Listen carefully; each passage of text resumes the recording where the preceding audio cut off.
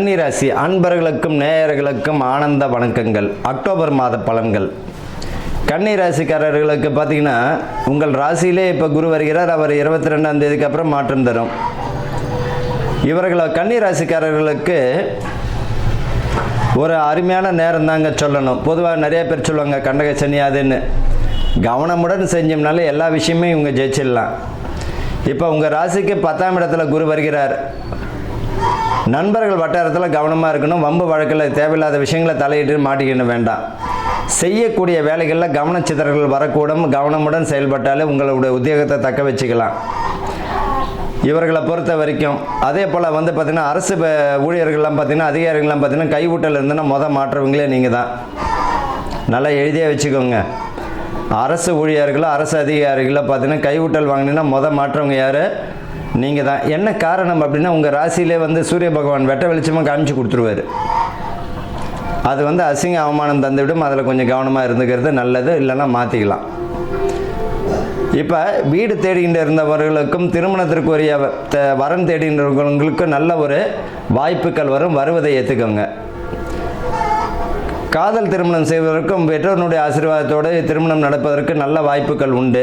உத்தியோகத்தில் நல்ல ஒரு வாய்ப்புகள் உண்டு. பதவி பணி உயர்வு தந்துடும். வேலை செஞ்சுட்டு இருக்கிறவங்க சம்பள உயர்வும் தந்துடும். இடமாற்றம் இல்லை, டிரான்ஸ்ஃபர் இல்லைன்னு கிடைக்கிறவங்களுக்கு இந்த வருஷம் பார்த்திங்கன்னா ஆட்டோமேட்டிக்காக டிரான்ஸ்ஃபரை தேடி நீங்கள் ஏன் போகணும், அதுவே டிரான்ஸ்ஃபர் ஆகிடும். அதாவது பார்த்திங்கன்னா எனக்கு இந்த ஊர் பிடிக்கல மாறணும் அப்படின்னு நினைக்கிறவங்களே நீங்களாம் மாறணும். அவங்களே ஆட்டோமேட்டிக்காகவே மாற்றி கொடுத்து விடுவார். அந்த ஒரு விஷயத்தில் சுப மாற்றமா இல்லைன்னா தேவையில்லாத பிரச்சனையில் மாறணுமான்றதை நீங்கள் தான் முடிவு பண்ணிக்கணும். அது உங்கள் கையில் தான் இருக்குது. என்ன காரணம் அப்படின்னா 10ஆம் இடத்துல வரக்கூடிய குரு நீதிமான் இல்லையா?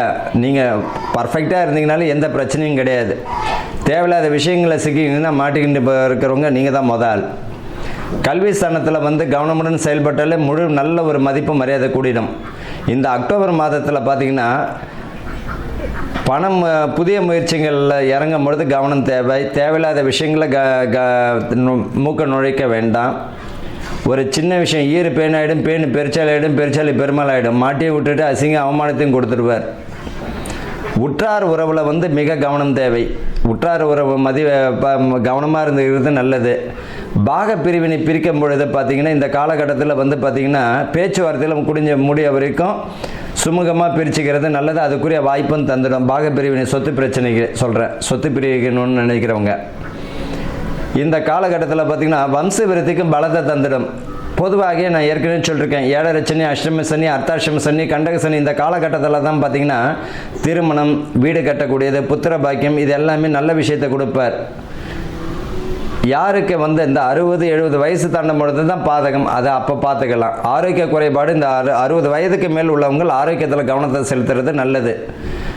பாதம் சம்பந்தப்பட்டது, முட்டி சம்பந்தப்பட்டது, ரத்த சம்பந்தப்பட்டது, இதய சம்பந்தப்பட்ட பிரச்சனை வருவதற்கு வாய்ப்புண்டு. ஆரோக்கியம் கரெக்டாக எடுத்துக்கணும். மருத்துவம் கரெக்டாக எடுத்துக்கணும். இல்லை நான் வெளியூர் போயிட்டேன்றலாம் வேண்டாம். உங்களுடைய வேலையை நீங்கள் செய்யுங்க. கூட நட்பு கெடுத்தரும். தேவையில்லாத பழக்க வழக்கங்களை விட்டு ஒழிஞ்சிட்டாலே போதும். பாதி பிரச்சனையிலேருந்து நீங்கள் தாண்டிடலாம். கவனச்சிதறல்கள் கூட மாணவர்களுக்கு படிப்பில் ரொம்ப கவனம் தேவை. உத்தியோகத்திலே மிக கவனம் தேவை. ஆக மொத்தத்தில் இந்த கன்னி ராசிக்காரர்களுக்கு என்ன அப்படின்னம்னா ஃபுல் அண்ட் ஃபுல் பார்த்திங்கன்னா வார்னிங் தான்.